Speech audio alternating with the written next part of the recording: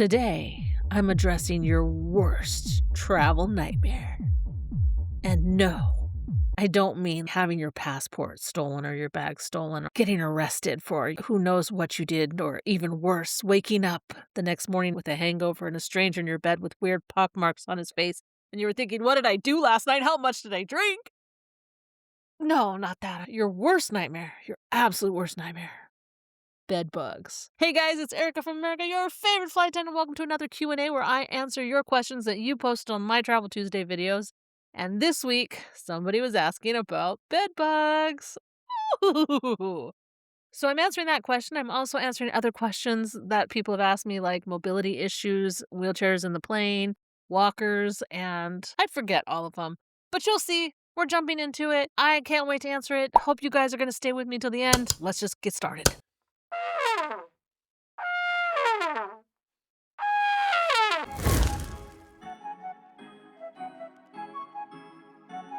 So let's kick this off with the first question that I really like, and it's from Aurelius Myth 1. It says, how do you avoid bugs during travel?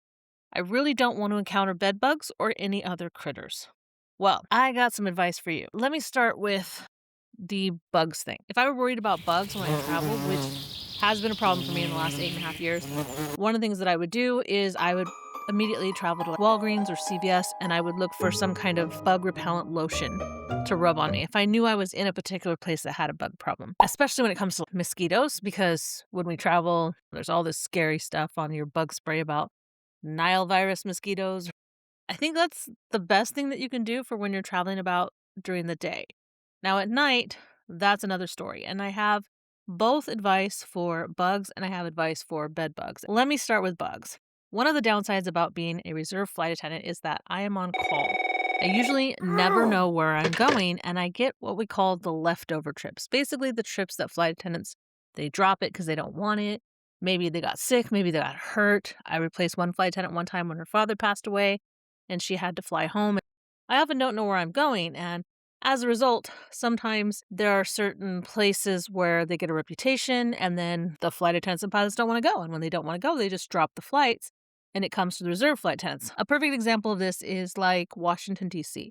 When the accident happened in Washington, D.C. last year, a lot of flight attendants and pilots immediately dropped their flights, and so I found myself flying to Washington, D.C. a lot because nobody really wanted it. But last year, maybe the year before, there was an incident where an incoming class of flight attendants had all been scheduled to go through Northwest Arkansas. At the hotel in Northwest Arkansas, some of the new students actually saw recluse spiders in their hotel rooms, the kind that leave the really gross zombie bites on you that just take like years to heal. They got pictures of it, came back, threw a stink, told the union, and the union's like, we'll investigate. The hotel says they don't have them, that they sprayed this and that.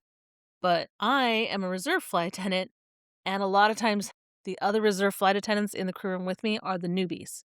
And so they were showing me the pictures, and I was not happy about that either. So what I happened to do that night was when I actually got scheduled to go, because they called me and told me from home versus me being in the crew room to tell me, what I did was I grabbed some of these. Basically, they're kind of rat catchers, snake catchers. They're max catch glue traps. Very thin, and I just stuck a bunch of these in my suitcase. I don't even remember if security saw them, but it's such a small amount. They generally say nothing spreadable can go through security. I think they just thought it was paper or cardboard or whatever. I took these through and I basically lined these all around my bed, and I pulled my mattress away from the wall a good 6 inches, and I stuck them in the crack between the wall and my mattress. Shook out my blankets, shook out my sheets, and then just looked around the room to make sure that I didn't see any cobwebs or I didn't see anything like that. So if you are really nervous about the creepy crawlies, these are supposed to be strong enough to even hold literally snakes, which is why I bought them. And I just got them from Amazon. I just looked for glue traps. This right here is about 6 of them in my hand, and you can see that doesn't take up much space. So you could literally just take those, shove those into a book, and I don't think security would even look twice at it. But of course, they're going to scan for chemicals. So if you're thinking that I'm giving you advice to sneak dangerous products into stuff like this, your bag's going to give off particular components that are going to trigger alarms, but this stuff won't. That's what I recommend for if you have spiders and stuff. Now, bed bugs. In 8.5 years of flying, never had bed bugs. Not once. Generally, what I would do if I was worried about bed bugs, if that's a really big concern for you, one of the things that you can do is if you book a hotel, go to Google immediately, click on the reviews and look for their most recent reviews. You can usually categorize them by like oldest to newest or most popular. Do newest to oldest so that you can see the most recent reviews and look for the 1 and 2 star reviews, because if there's a bunch of 1 and 2 star reviews, it's very likely that they're saying that there's bed bugs at the hotel, and people will immediately post that on Google Maps. And you may think, why would they post that on Google Maps? Well, a lot of times when you do a search in Google Maps for a particular address and then you go and spend any kind of time there, Google will prompt you for a review. They do it for me all the time, which is why I'm in I think the top 1% of reviewers for hotels and restaurants and cafes, because that's where I spend a lot of my time. And they're constantly prompting me for that. Anytime I've been worried about a hotel, I've looked at the reviews first, and the 1 and 2 star reviews will tell you what the terrible things are about that hotel, whereas 5-star reviews will just generally tell you that they had a wonderful experience, the staff was great, all that. So check those out first. If you don't see any complaints about that, that should take one part of your mind off the worry. But if you're still like, okay, I'm worried, I'm at the hotel, maybe I'm OCD or bugs truly terrify me, what you want to do is you want to bring your suitcase in and set it up on something hard, high, and generally unupholstered. Like put it on your bathroom counter, on the desk in the room, on the table in the room. And then what you're going to do is you're going to go and you're going to pull the blankets off of the bed. And when you do, you're looking for something that looks like pepper on your bed. Most hotels generally use white sheets. So if you see a bunch of black speckles all over the sheets, it's very likely bed bugs. Grab your bag and get the hell out of that room fast. As long as you don't set your bag on the carpet, it's very likely the bed bugs didn't get your bag. If at some point you find that bed bugs did get your bag, I would just ditch the whole freaking bag if I were you, because apparently they live in fabric. Here it says bed bugs spread by hitching on personal items like luggage, clothing, and furniture, moving from infested places like hotels. Use get other homes to new locations and can travel between rooms in buildings via walls and pipes. They don't spread directly from person to person easily, but they travel on clothes, spreading quickly through shared spaces and items like backpacks, purses, and secondhand furniture. If you're worried at all, like maybe you just got bed bugs on you when you pulled the sheets off, go in the bathroom, take your clothes off, throw them in the bathtub, grab your clothes out of your suitcase, get those on, and then get out of that room. And just consider those clothes destroyed. You don't want that stuff going back to your house because it's going to be much worse if it gets into your house. The next question is from Roseport and a bunch of numbers. She answered my question about how she packs, which I love. And that was packing for your house for a move, not packing your bag. She's wondering about my outfits. Do I mostly wear knit fabrics? I can't get my outfits in that small bag with regular pants and shirts. I guess I need to find a packing video from me. Thanks, Karen. So I haven't done a packing video yet. I was thinking about doing a video where I show you how I pack for different lengths of trips, from an overnight trip to a much longer trip.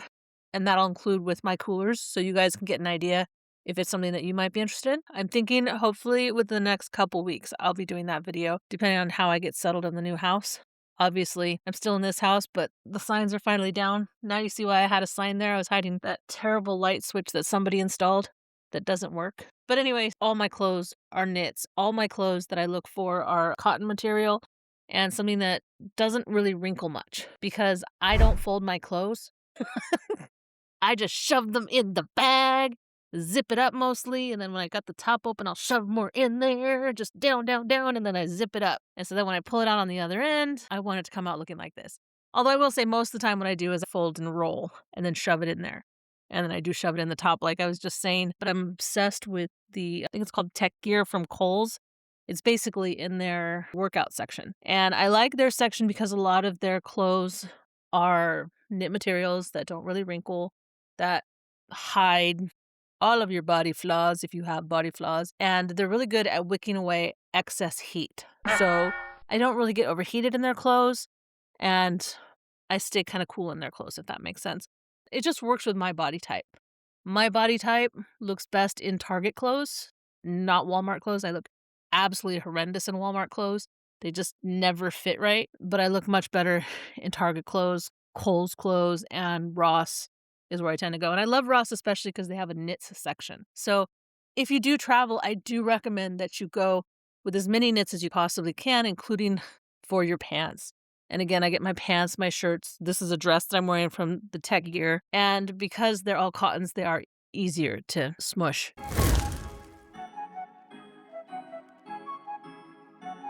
Here is one from Indigent Expat. He's going to be taking his first international flight in a few weeks, and he's very concerned about theft. My advice to folks who are traveling one way and staying for a year in the new country from the US.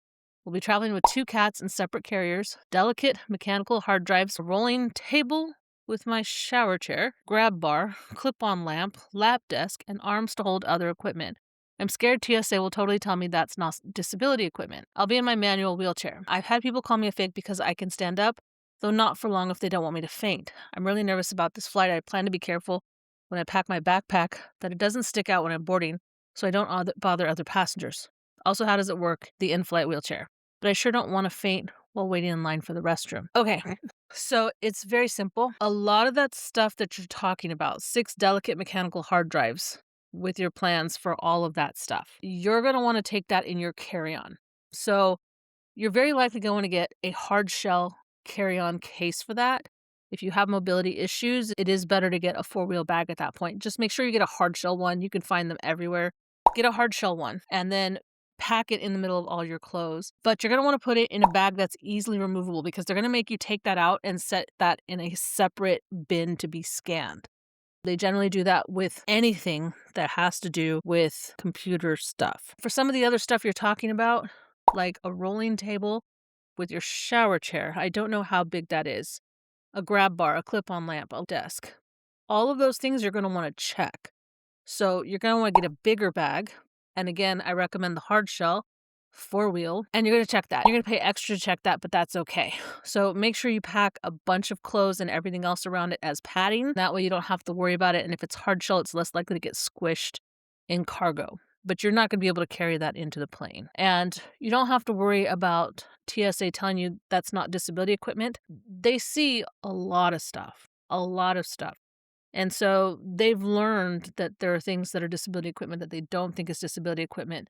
But your shower chair, your grab bar, your clip-on lamp, your lap desk, yeah, they would probably say that's not disability equipment, but you can't fit that in an overhead bin, so you have to check it. Once you check it, they're not going to see it. When it comes to checking your luggage, that goes through a different set of scanning and security. That is considered more secured luggage. The reason that's important is because you will never be allowed to get that luggage in the airport. Say you have a connection and you end up in an airport overnight and you think, okay, I need this from the bag that I checked. You're not getting it. Not unless you have them send it to baggage claim and you go outside of security and you get baggage claim and then you grab it from that and then you have to recheck your bag at the curb. So anything that you think you might need if you get stuck in an overnight situation at an airport, you want to make sure that that's in your carry-on. Your carry-on is the stuff that you need for the first 2 to 3 days in case your checked bag gets lost for some reason. And I know that's scary to say, what do you mean it gets lost? The tracking system nowadays is so much better than it ever was before. They tag your bag directly to your baggage claim ticket, and you can track it through an app. You can track when it's on the plane, and you can track pretty much wherever it is. So I wouldn't worry about that so much. Just whatever's in your carry-on is what you need for the first couple days. Everything else, just check. As long as you get a hard shell case, it won't break.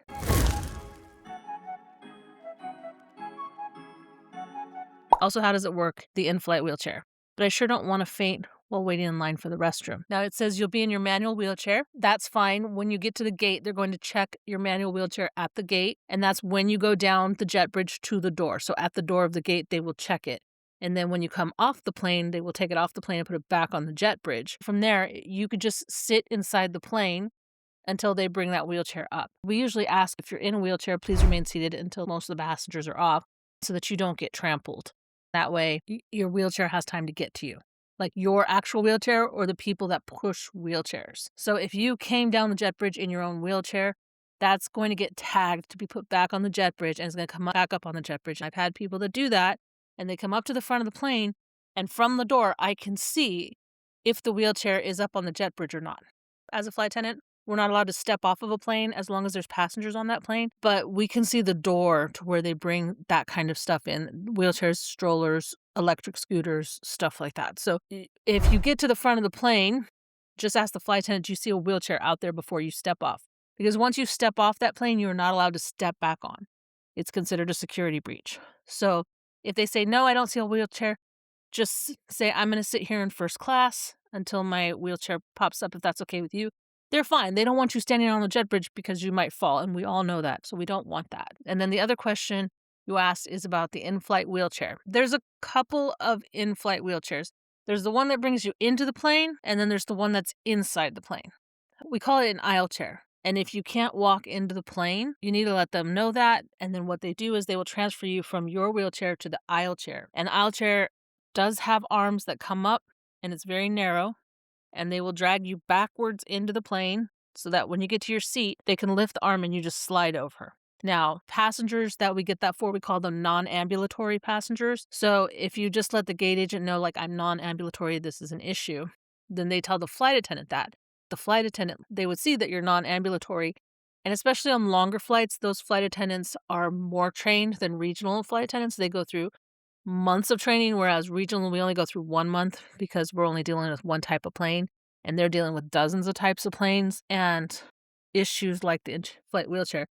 So if you need the wheelchair in flight to go to the bathroom, you would talk to the flight attendant. You could ding them and you could let them know, I need to use the restroom. They will go get the wheelchair out, come to you, and in the same way that they use the aisle chair to get you into the seat, they would use that to take you to the bathroom. Then you would have to arrange yourself in the bathroom, hopefully without their assistance, because the bathrooms are very small. There's usually grab bars and everything in the bathroom to help you pull yourself around. If you think, well, I can walk to the bathroom, but I can't stand there for long, talk to the flight attendant in first class or talk to a flight attendant and say, would it be okay if I use the bathroom in first class because I can't stand very long?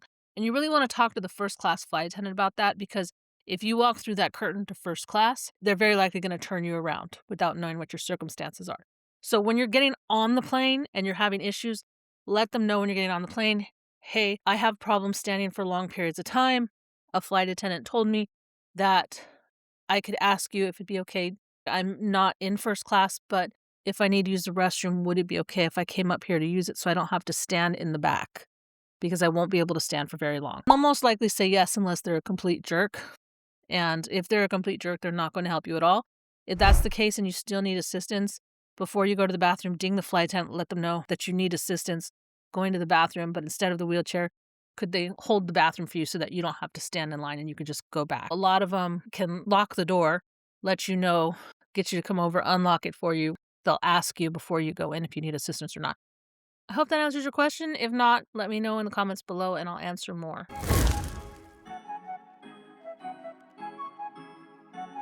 I've never understood the frozen unfrozen thing. Think about it. They don't want it spreadable, spillable, drinkable, whatever. But then it doesn't matter on the other side of security. Why? Why is it scary, then not scary at all based on location and state of being? The vendors and their products are vetted, but passengers can bring their own frozen uncrustable through. So what's the purpose? And then she says that one question, maybe not. I hear or watch plenty of FAs say they use sunscreen as part of their daily routine because of their exposure. Why only on your face? Why not on hands, neck, or anywhere else? So 2 questions, basically.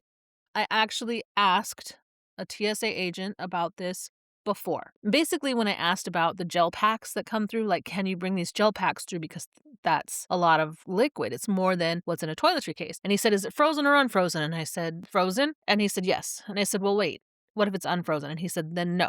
And I said, why?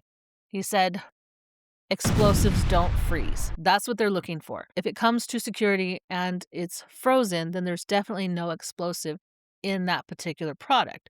But if it's thawed out, there could be some type of explosive mixed in that might not set off their equipment that searches for things like if it's been near gunpowder or whatever.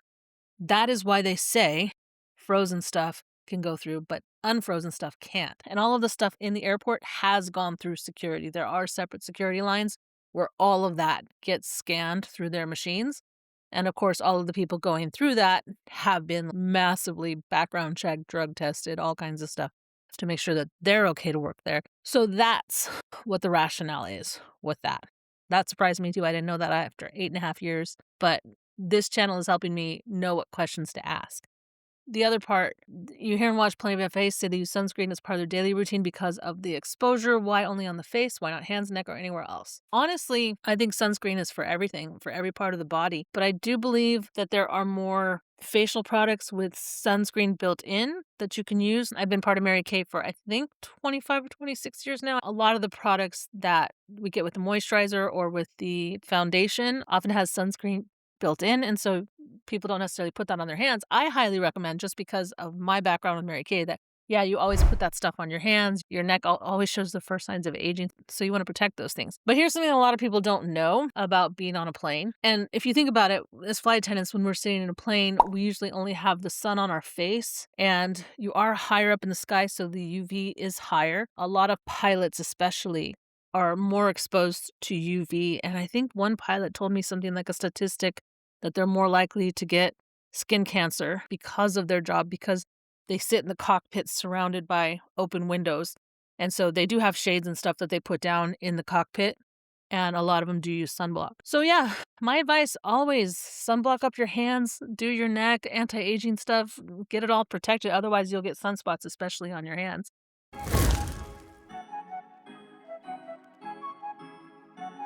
The next question is a fun one that says, I know I'm just finding you and am subscribed because you're awesome. Thank you. You're awesome too. I'm older and I use a Rollator. It's basically a walker. I'll be flying domestic in May. I'll be doing a carry-on and a personal bag, and the walker is what worries me. If not appearing or appearing broken, I'm in trouble. I'm ambulatory, but I need my mobility device. First, let me show you what the problem is. Here is your basic Rollator rolling walker. Generally, they're with a seat. When it breaks up 8 inches to 13 inches, that would seem like it's small enough to go in the cabin, but the problem is the height. The height is 26 inches, and it's amazing how many of these don't have the height listed for when it's broken down. Now, the problem with this is that generally the largest bag that you can fit into an overhead compartment is 20 inches. So this would definitely not close. Like, you would insert it, if you insert it into the long way, it would not close. Now, you could put it on the smaller planes. You could put it sideways if you broke it down that far. If we look at the 26 inches, you're like, no, we can't fit that. So they're definitely going to make you check it. If it makes you feel any better, planes have multiple cargo holds. And so they will likely put your walker and any strollers, any wheelchairs into a separate cargo hold than with luggage. That's why they're usually able to get that stuff out of the plane so quickly and up onto the jet bridge. I haven't seen a broken stroller or a broken wheelchair or a broken walker for as long as I can remember. I really don't remember them ever coming up broken. I once flew with my stroller like 20 years ago when my oldest was 2 years old. We went to Europe and we had an umbrella stroller. And unfortunately, when that one came out, the wheel had broken.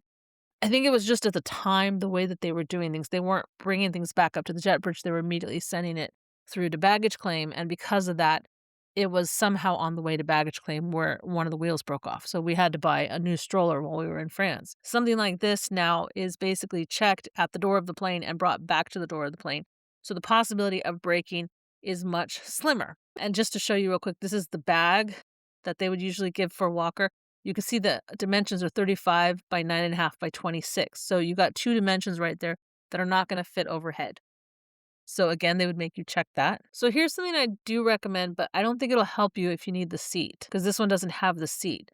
But this one right here, this folding walker, it breaks apart. And because it breaks apart, you'd be able to bring that into the plane. You can see right here, it dismantles there and it dismantles here. You could break that down and you could take that into the plane if you're worried. But again, you're not going to have a seat unless you can rig something up between the 2 poles here. There is an option like that. But again, if you need to sit, that's not going to help you at all. What I would recommend instead is 2 things. The first thing is, if you're really worried about it and you don't think you can do without it, then I would get a bigger bag and I would check it. Don't take your standard rollerboard carry-on. Just take a carry-on bag of what you need for the day, like a backpack or something, and ask for a wheelchair. They will take you from the curb all the way to your plane and all the way to the curb again, all the way to baggage claim, wherever. If you can break that walker down, try to get it into a bigger suitcase that's hard shell and then just pack as many clothes as you can in to make sure it doesn't break, because the hard shell ones will protect something like that from breaking. And a lot of these seem to break down pretty small. Like there's this one here. It goes to 10 by 11 inches. And it seems like the 33-inch is the smallest that you can break it down to. So something like that would be helpful. This is called the Wonder Rollator with little seat panels. It is a little more expensive. So look for something that breaks down to cane size like this because you'll be able to fit that into a bag more easily. You can tip it sideways like caddy corner in a bag. And then that way you'll know for sure that your bag is protected.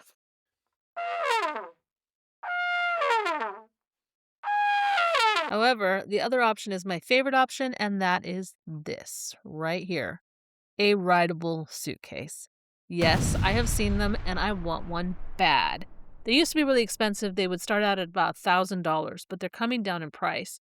This one right here is definitely the better price right now, and you can find it for even less than that, the Aotis for $350. And it's got a little pop-out footrest here. This one pops out a little bit farther, so I feel like these ones would be more comfortable to ride on. This one, the reviews are lower, like if you find them in other areas. But as you can see, they used to be a lot more expensive. There is one in here for like $1,000 still, and then some of these have lower reviews. There's the $1,000 one right there, and you can kind of see what it looks like when you sit on that and ride. I want one of these bad. I don't even care. I would ride it around the airport until they sent us out a memo saying, "You are not allowed to ride your suitcase at the airport." Because you better believe I'd be hauling rear across that. But actually, what I want it more for is not for the airport. I would probably drag it around the airport so that I wouldn't get in trouble with the company because they probably wouldn't want me riding around in my uniform on that. But what I would do instead is I would use this when I got to the hotel. Because one of the problems for flight attendants is that wherever we go, we don't have a car. We take advantage of public transportation. We use Uber a lot. Uber can get very expensive. So having something like this is super handy, and I want to show you some of the features of it. Obviously, the App Store, it's smart luggage. The interior, I think this one said it was 31 liters, which is one of the bigger interiors. I don't know how many 31 liters is, but when I asked my Alexa how much that weighed in water, she said like 60 something pounds. I'm like, yeah, the suitcase itself, this one particular one weighs 22 pounds by itself. It's a 22 by 14 by 9 inches, so it would fit in the overhead bin, which means you can bring it in. The only thing you would have to do is disconnect the battery, and it's got a weight capacity of 242 pounds. So as long as you're under 242 pounds, I feel like this would be a really fun option, not only for at the airport, but for wherever you're going to, because then it might allow you to get around a little bit more too. Like I said, it's kind of a crazy idea. I'm obsessed with these, and I totally plan on getting one day. Look at that. They put a flight attendant on it. Isn't that funny? You can see the front pops out right there. It slides back and forth so that way you get a little bit more leg room, which is kind of nice. This one goes up to 13 kilometers an hour and again, about, I think, 240 pounds. It can reach up to 8 kilometers before you need to recharge it again. They generally take about 2 hours to recharge, and sometimes you can get an extra battery if you need it. I think it's funny that they put a flight attendant on that. Like, oh yeah, we ride that all the time. Oh yeah, the company so would not allow us to ride that. But I would want to for sure. That is the fun option. I would do the less expensive one for like $350. I'll link the $350 one for anybody that's actually interested in that bag, and you can check it out yourselves. Here's another one that you might be interested in. This one is horizontal instead of vertical. This one's 20-inch, boardable size, 260 pounds. It says 2 hours fast charging, can travel up to 6.2 miles total before it needs to be charged again, so it doesn't quite go as far. It's got a little butt pillow for your seat. It's got a little cup holder, which is kind of nice, a LED headlight. So they really are thinking of it more for like when you're outside. And that wheel looks right. I think those wheels are pretty heavy duty. Yeah, those wheels look a little bit more heavy duty. But that's a fun option I thought you guys might enjoy. So check it out.